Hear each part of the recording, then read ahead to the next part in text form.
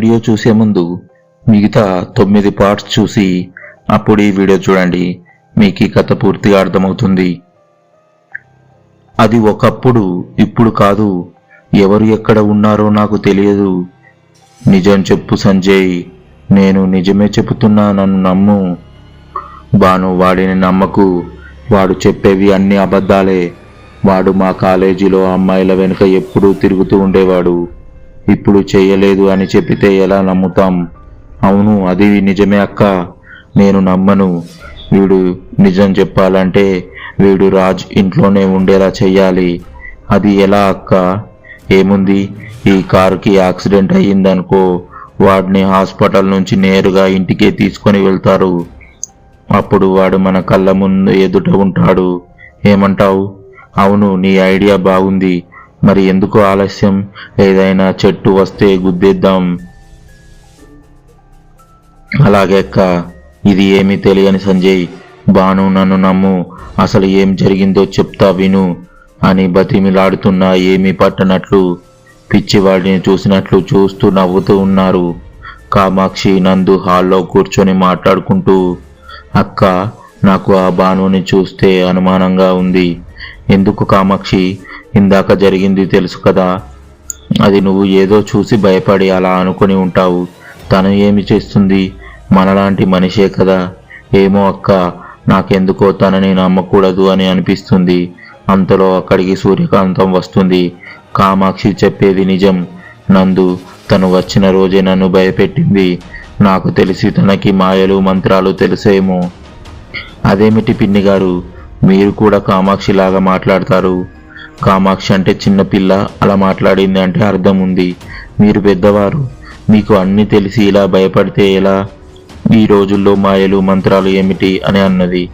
నువ్వు ఇప్పుడు నమ్మవు నందు, నీకు కూడా అనుభవం అయితే గాని అప్పుడు పిన్నిగారు మీరు చెప్పింది నిజమే అంటావు అని కొంచెం కోపంగా అన్నది. అది కాదు పిన్ని, నేనే కాదు ఎవ్వరూ నమ్మదు. సరే నందు, నమ్మకపోతే పోయారులే, మా జాగ్రత్తలో మేము ఉంటాం, పదకాము పడుకుందాం అని వెళ్తారు.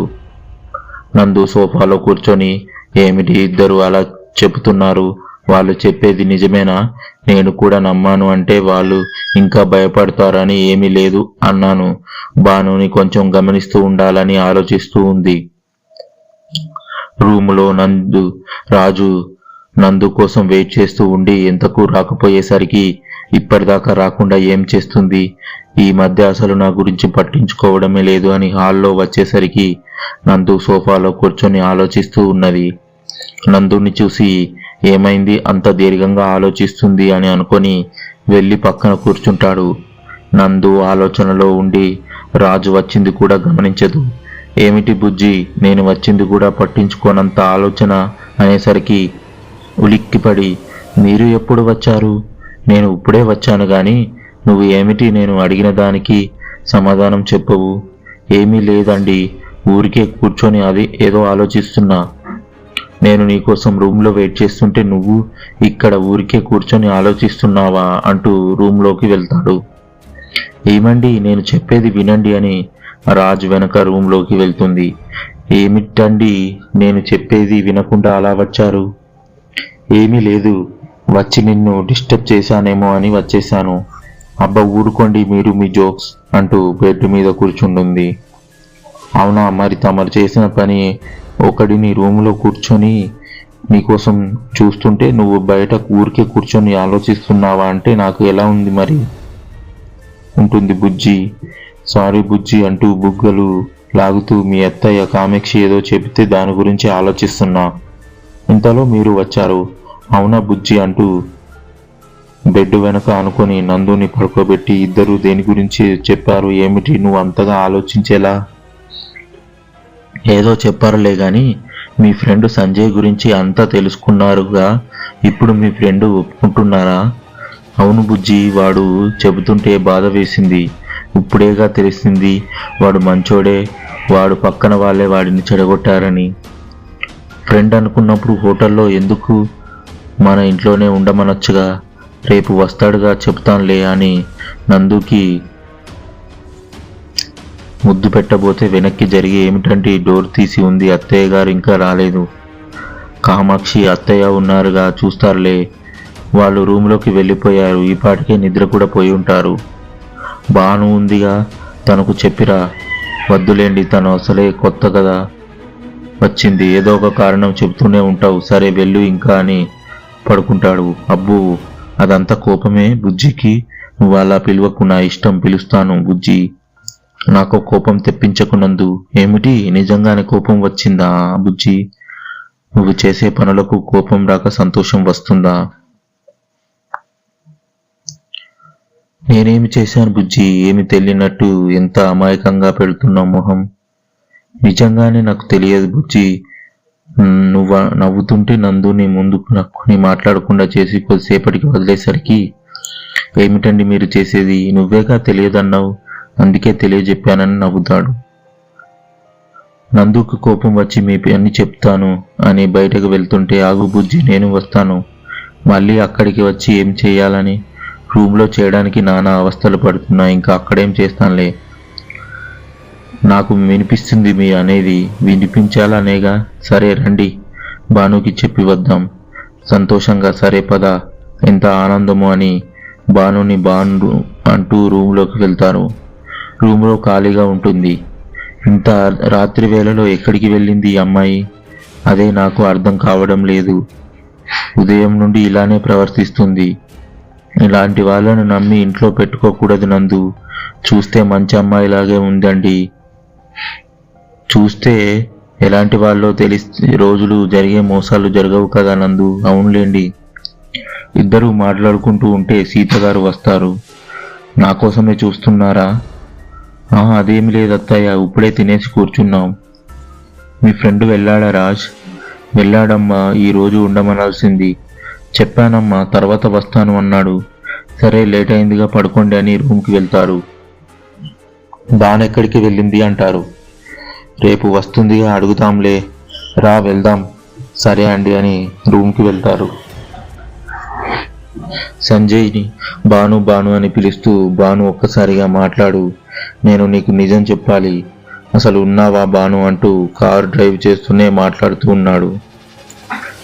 అక్క, సంజయ్ ఏదో చెప్పాలి అంటున్నాడుగా, విందామా? వాడు చావు భయంతో అన్ని అబద్ధాలే చెబుతాడు బాను, అది వినడం అవసరమా?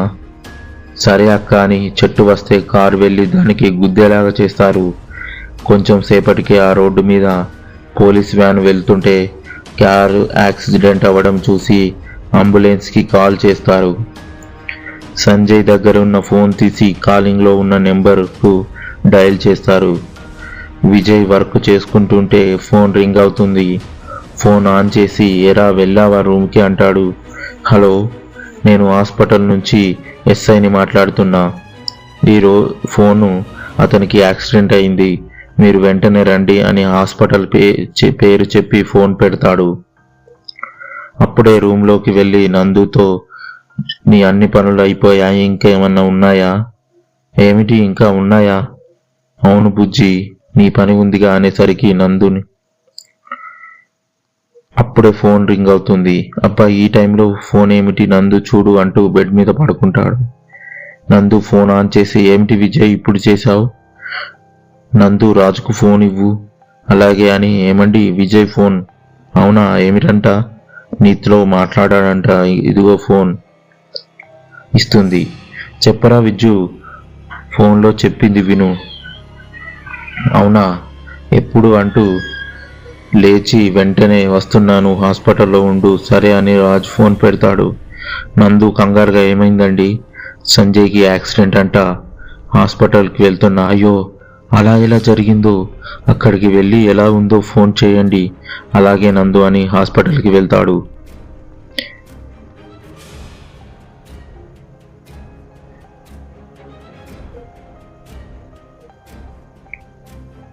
సంజయ్ బెడ్ పక్కన భానుప్రియ ఉండి, ఏమిటక్క, వీడు చచ్చేలా ఉన్నాడు, మనం చిన్నగానే చేశాం కదా.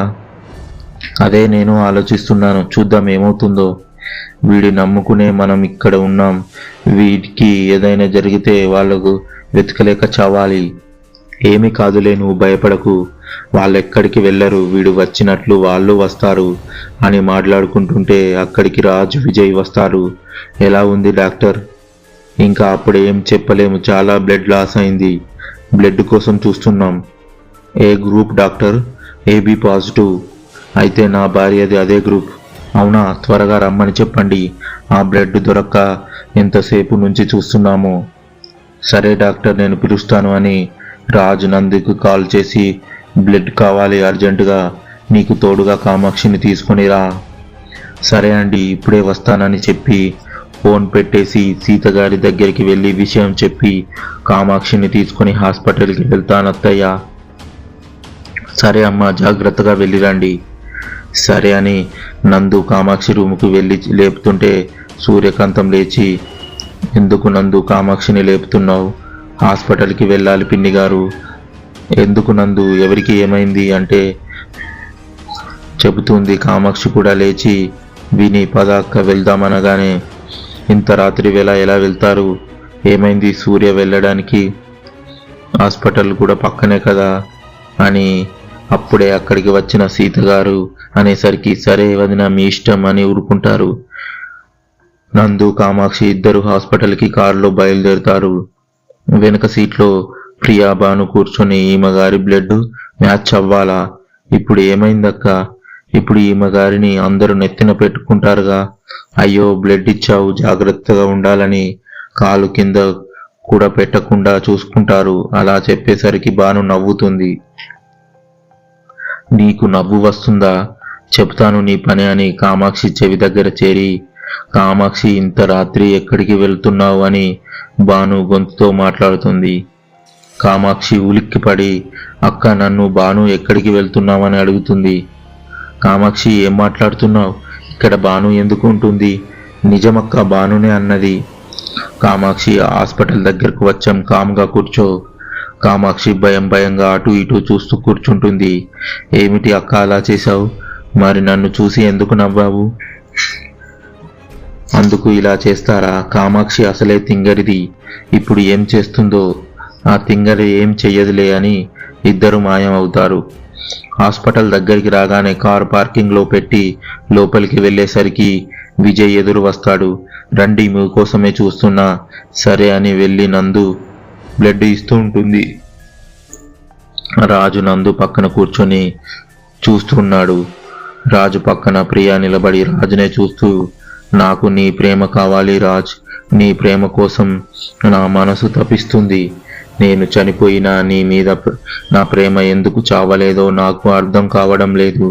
బ్రతికి ఉన్నప్పుడు చచ్చిన తర్వాత కూడా నీ మీద ప్రేమతో ఉక్కిరి బిక్కిరి చేస్తున్నావు కదా రాజ్ అని బాధతో చూస్తూ ఉంటే బాను ప్రియ భుజం మీద చేయి వేసి, బాధపడకు అక్క, డాక్టర్ వచ్చి ఇప్పుడు ఇక భయం లేదు, రేపు స్పృహలోకి వస్తాడు, అందరూ ఇక్కడ ఉండకూడదు, మీలల్లో ఒకరు ఉండి మిగతా వాళ్ళు వెళ్ళండి అని చెబితే సరే అన్నారు. నేను ఉంటారు, మీరు వెళ్ళండి. అక్కర్లేదు, నేను ఉంటా విజ్జు, నువ్వు అందరినీ ఇంటికి తీసుకొని వెళ్ళు. నందు బ్లడ్ ఇచ్చి ఉంది, తనని జాగ్రత్తగా ఇంటికి తీసుకుని వెళ్ళు. సంజయ్కి స్పృహ రాగానే డాక్టర్ని అడిగి ఇంటికి తీసుకువస్తాను, తగ్గేదాకా మన దగ్గరే ఉంటాడు. అవును విజ్జు, వాడిని కూడా మన దగ్గరే ఉంచుకుందాం. సరే నేను వెళ్తాను, ఏదైనా అవసరం అయితే ఫోన్ చేయి.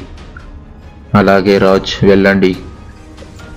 సరే రేపు మార్నింగ్ ఫోన్ చేయి ఎలా ఉన్నాడో అని బయలుదేరుతారు. నువ్వు ఎందుకు వచ్చావు కామాక్షి? నువ్వు నిద్రకు అస్సలు ఉండలేవుగా. నేను నందు అక్కకు తోడుగా వచ్చాను. విజయ్, అబ్బో నువ్వు తోడుగా వచ్చావా? ఏమీ రాకూడదా? రావచ్చు, నీకు అసలే భయం, నందును ఎన్ని ఇబ్బందులు పెట్టావో అని. భయం అంటే గుర్తుకు వచ్చింది విజయ్, నీ పక్కకు తీసుకుని వెళ్తుంటే ఎక్కడ కామాక్షికి వాడిని తీసుకొని వెళ్తున్నావు? మీరు పదండి బావా, మేము వస్తాం. నందుని పట్టుకొని నడిపిస్తూ, దీనికి ధైర్యం ఎక్కువైందిగా నందు అంటే నందు నవ్వుతుంది. ప్రియా మాత్రం రాజుని వదలకుండా పక్కనే ఉన్నది. కామాక్షి ఎందుకు విజయ్ని పక్కకు తీసుకువెళ్ళింది అని వాళ్ళ దగ్గరికి వెళ్తే విజయ్తో కారులో ఉన్నప్పుడు బాను పిలిచిన విషయం గురించి చెబుతుంది. అది విన్న బాను అమ్మో ఈ తింగర్ది అనుకున్నది ఇదే, మా కొంప ముంచేలా ఉంది. అక్క ఎన్నిసార్లు చెప్పినా వినదు, అదేమి చేస్తుందిలే అనుకుంటుంది. అనుకొని ప్రియా దగ్గరికి వెళ్తుంది.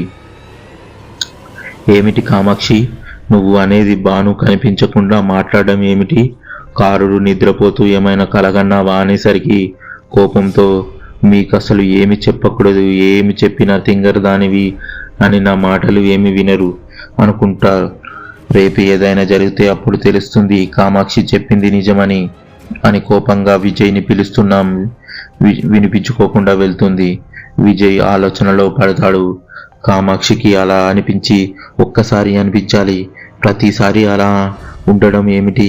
కామాక్షి చెప్పినట్లు నిజంగానే భాను అలా చేస్తుందా? ఒకవేళ భాను రూపంలో ప్రియా ఉందా? ప్రియా ఇల్లు దాటి బయటకు రాదు కదా, ఇక్కడ ఎలాకి వస్తుంది? ఒకరోజు రాత్రి వచ్చిందిగా, అప్పుడు స్వామీజీ చెప్పారు. ఇప్పుడు ఎలాంటివి చెప్పడం లేదు, ఎందుకనో స్వామీజీ ఒకసారి అడగాలి అనుకొని బయటకు వచ్చేసరికి అందరూ కారులో కూర్చుంటారు.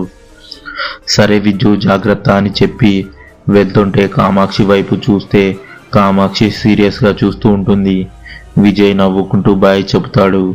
నందు కామాక్షిని చూసి, నీకే బాయ్ చెప్తుంది, ఎక్కడ చూస్తున్నావు? నందు తనకు కాదు నేను చెప్పింది నీకు అనేసరికి, నువ్వు చెప్పలేదని ఎవరు ఎదురు చూడడం లేదులే, బాధ పోనివ్వు. కారు పోనిస్తూ, ఏమైంది మీ ఇద్దరికి?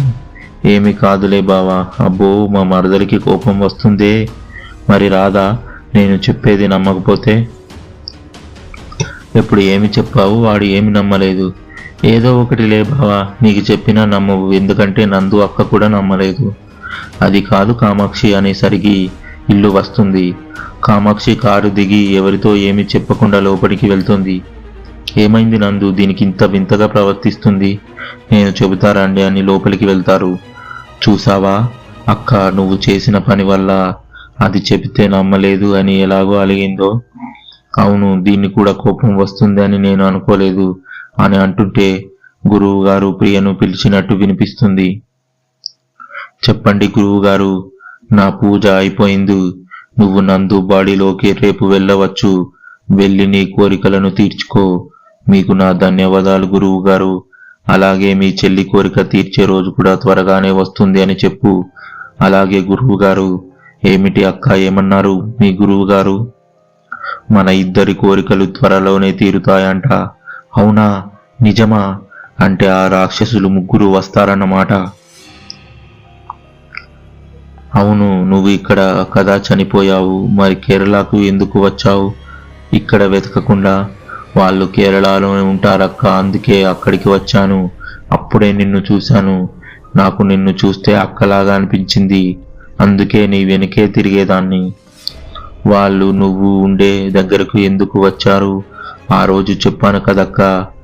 చెప్పావులే, అప్పుడు సంజయ్ అని తెలియదు కదా, మళ్ళీ చెప్పు. నన్ను తీసుకువచ్చిన వాళ్ళ మనవడు ఈ సంజయ్. సంజయ్ అప్పుడప్పుడు వచ్చి వెళ్తూ ఉండేవాడు, నాతో బాగా మాట్లాడేవాడు. నేను చిన్నప్పటి నుంచి ఎలా పెరిగింది, ఇక్కడకి ఎలా వచ్చింది అన్నీ చెప్తే, అయ్యో అన్ని కష్టాలు పడ్డావా అని చాలా బాగా చూసుకునేవాడు. కానీ ఒకే ఒక చెడ్డ అలవాటు ఉంది అక్క, అదే తాగడం. రోజు నైట్ తాగేవాడు. నేను చాలాసార్లు చెప్పాను, తాగితే ఆరోగ్యం చెడిపోతుంది, వద్దు సంజయ్ బాబు తాగకండి అని.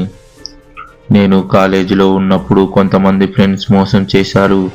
కొంతమంది మాట్లాడడం అని వెళితే సరిగా మాట్లాడేవాళ్ళు కాదు. భాను ఆ బాధను మర్చిపోవాలంటే తాగాలి అని ఏదో చెప్పేవాడు. పడుకునేవాడు. తెల్లవారి లేచిన తర్వాత రాత్రి జరిగిందంతా మర్చిపోయేవాడు. నేను చెప్తే అలా అన్నానా అనేవాడు. ఒక్క చెడ్డ అలవాటు లేకపోతే సంజయ్ మంచివాడక్క. ఏమిటి భాను, వాడిని మంచివాడు అంటున్నావు? నీకు చేసింది మర్చిపోయావా, లేక మా ఫ్రెండ్స్కి చేసింది చెప్పాను అది మర్చిపోయావా? ఏది మర్చిపోలేదక్క, అన్నీ గుర్తే. నువ్వు అడిగావు అని చెప్తున్నా అంతే. సరే, తర్వాత ఏమైందో చెప్పు. అలా వస్తూ పోతూ ఉండేవాడు. ఒకరోజు వాళ్ళ తాతయ్య బామ్మలు వచ్చి, సంజయ్ వాళ్ళ ఫ్రెండ్స్ వస్తున్నారు, వాళ్ళకి ఏమి కావాలో జాగ్రత్తగా చేసి పెట్టు అని చెప్పి వెళ్ళారు. 2 రోజుల తర్వాత ముగ్గురు ఫ్రెండ్స్ సంజయ్ వచ్చాడు. నన్ను వాళ్ళకు పరిచయం చేశాడు. ఎందుకో వాళ్ళని చూస్తే నాకు భయం వేసింది. వాళ్ళు నాకు సంజయ్ లాగా అనిపించలేదు, అంత మంచి వాళ్ళలాగా కూడా అనిపించలేదక్క. తర్వాత ఏం జరిగిందో తెలుసుకోవాలనుకుంటే నెక్స్ట్ పార్ట్ కోసం వెయిట్ చేస్తూ ఉండండి. ఈ వీడియో మీకు నచ్చినట్లయితే లైక్ చేసి మీకు ఏమనిపించిందో కామెంట్ రూపంలో తెలియజేయండి. మరిన్ని వీడియోల కోసం మన ఛానల్ని సబ్స్క్రైబ్ చేసుకోండి. Thank you for watching our videos. Please do subscribe.